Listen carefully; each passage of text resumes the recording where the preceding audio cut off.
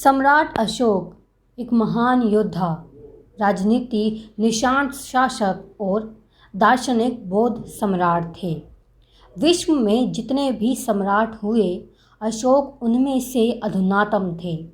भारत के ज्ञात इतिहास में अशोक के जोड़ का मानववादी, धर्मप्रिय और प्रजापालक कोई दूसरा सम्राट नहीं हुआ।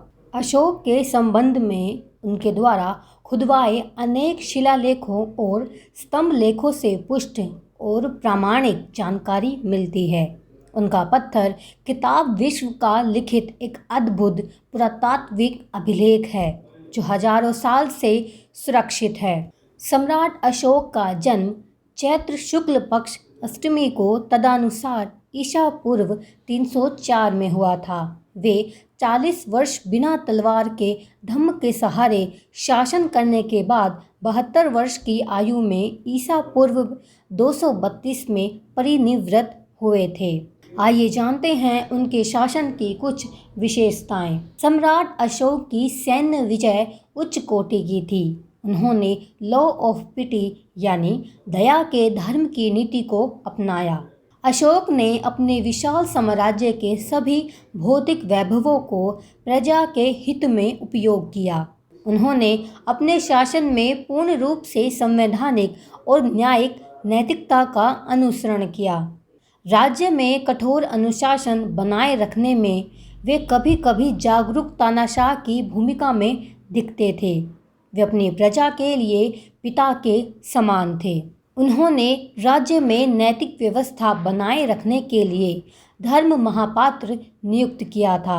उन्होंने आश्विन शुक्ल पक्ष दशमी को अपने पूर्वजों को धर्मबोध धम्म को अपनाया था। सम्राट अशोक ने वाक संयम, आत्मनिरीक्षण और विचार परिवर्तन की देशना प्रजाजनों को देकर एक महान मनीषी होने का परिचय दिया।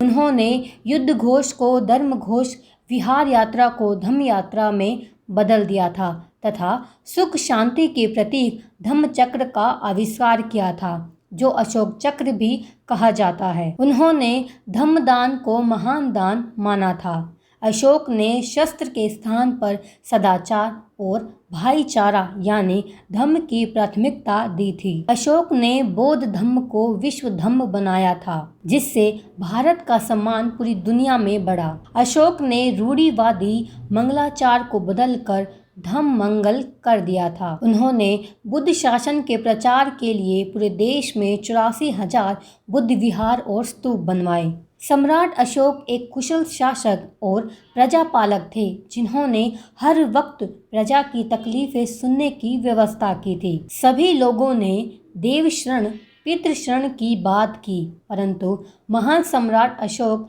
पहले थे जिन्होंने प्रजा शरण की बात की। वे राहगीरों की भलाई के लिए रास्ते में स्थान पर बरगद व आम के पेड़ लगवाया करते थे और इसके साथ ही सम्राट अशोक ने कुएं खुदवाए और आराम गृह भी बनवाए। प्रजाहित के लिए मनुष्य और पशु के लिए अस्पताल बनाए। प्रजाहित के लिए उन्होंने अस्पताल बनवाए, औषधीय पौधा व फलदार पौधा सब लगवाए। उन्होंने मृत्युदंड की सजा पाए अपराधियों के लिए अपना पक्ष रखने अथवा जीवन दान हेतु पुनर्विचार याचिका देने हेतु 3 दिन का समय निर्धारित किया था। अशोक ने सुपात्र को दान देने की व्यवस्था बनाई तथा राज्य में बेहतर अर्थव्यवस्था बनाने का तरीका अपनाया।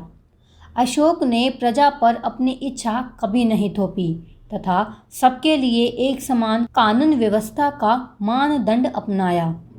अशोक द्वारा जगह जगह निर्मित चतुर्मुख शेर अद्भुत है जो बौद्ध के सम्यक संबोधि और धम्म प्रचार के प्रतीक हैं। आज़ादी के बाद देश के राष्ट्रीय ध्वज में अशोक चक्र और भारतीय गणराज्य के प्रतीक चतुर्मुख शेर, जिसे अशोक का लाट कहा जाता है, ये भी स्वीकृत किया गया है। आज यदि देश के सभी जनप्रतिनिधि सम्राट अशोक की शासन के तरीकों तथा उनके जीवन से प्रेरणा ले लें तो भारत दुनिया की एक मजबूत राष्ट्र के रूप में उभरेगा। वे बड़े पैमाने पर प्रत्येक वर्ष चैत्र शुक्ल पक्ष अष्टमी को अशोक जयंती महोत्सव मनाना चाहिए। यदि लॉकडाउन की स्थिति है तो परिवार के स्तर पर घर पर बैठकर ही अशोक जयंती को मनाइए और परिवार के साथ सम्राट अशोक के सिद्धांतों की चर्चा करें ताकि बच्चा बच्चा सम्राट अशोक के सिद्धांतों पर चल सके और भारत को एक मजबूत राष्ट्र के रूप में उभार सके।